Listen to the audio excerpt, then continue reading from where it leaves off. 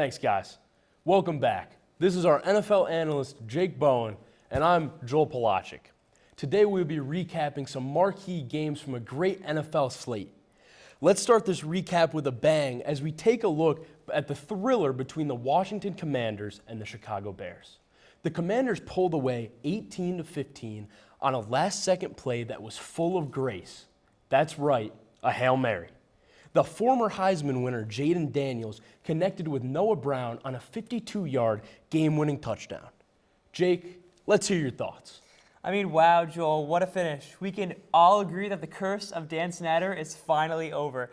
Jaden Daniels is proving to be Washington's franchise quarterback. I think he's running away with the Offensive Rookie of the Year. He's a top 10 quarterback in the NFL. On top of that, I think the craziest moment, especially the video circling social media, Tyreek Stevenson, the defensive back for Chicago, taking a playoff at the end, taunting the Commander fans. But then he gets back on defense and actually tips the ball that would end up being caught by Noah Brown. If you believe in karma, Joel, I don't think it gets any more clear. Just a crazy game all around. Next, we're back to the home of Skyline Chili, where the Philadelphia Eagles took on the Cincinnati Bengals. The Eagles completely clicked on all cylinders in this second half. Running back Saquon Barkley and quarterback Jalen Hurts led the way in Philadelphia's first ever win at Cincinnati. Hurts had a great day with 4 total touchdowns, 2 of them coming off of the brotherly shove. You know what they say, hungry dogs run faster. Let's hand it off to Jake for a breakdown of this game. Well, Philadelphia literally ran away with this one in their 37-17 victory. They outscored Cincinnati 27-7 in the second half.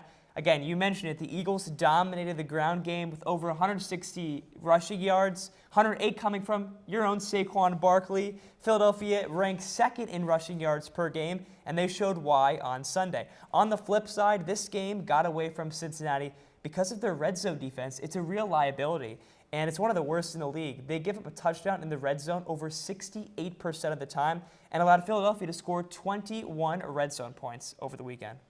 You know, Jake, I think we might see another case of a Pennsylvania squad beating a team from Ohio this coming Saturday. Well, Joel, you mentioned Pennsylvania, Ohio. This was the Eagles' first win at Cincinnati since 2024 years ago. I think we all know what matchup you're referencing. Let's see if Penn State can get a win over Ohio State on Saturday. It'd be their first against the Buckeyes since 2016. Now, we'll stay in Ohio with an upset in Cleveland, where the Browns defeated the Ravens 29-24. In his first start this season, Jameis Winston pulled off a hat trick with 3 total touchdowns and 0 turnovers. Despite not having a decal on his helmet, it's safe to say that Jameis represented the Browns very well. Well, Jameis Winston did, in fact, eat a W against one of the best teams in the league in the Baltimore Ravens, throwing for over 330 yards and 3 touchdowns. Winston looks comfortable in this offense, and with a favorable schedule in the next couple of weeks, don't be surprised if the Browns go on a little bit of a run. The addition of Nick Chubb back from his ACL injury and the defensive capabilities of being the #1 ranked team as they were last season. If the Browns can string together a couple of wins, they might play upset alert late in this season.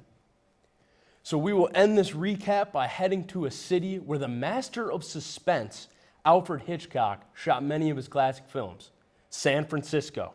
Here we saw a battle between the 49ers and the Cowboys, 2 teams that were trying to turn their season around and gain some momentum. The game came down to the very end in suspenseful fashion, with the Niners winning 30-24. Their success was fueled by a 21-point third quarter and no turnovers on the day. I'm going to touch on this one quickly. First, I know a guy who benched CeeDee Lamb on Sunday. He had 40 fantasy points, and he lost because of that. I don't know how you bench a receiver with the capabilities of Lamb.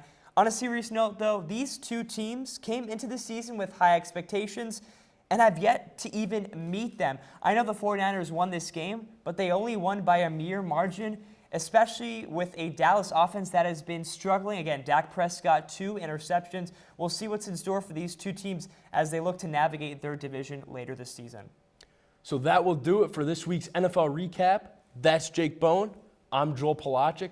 We're going to send it off to Teddy, Tommy, and Stacy to cover this coming weekend's NFL slate.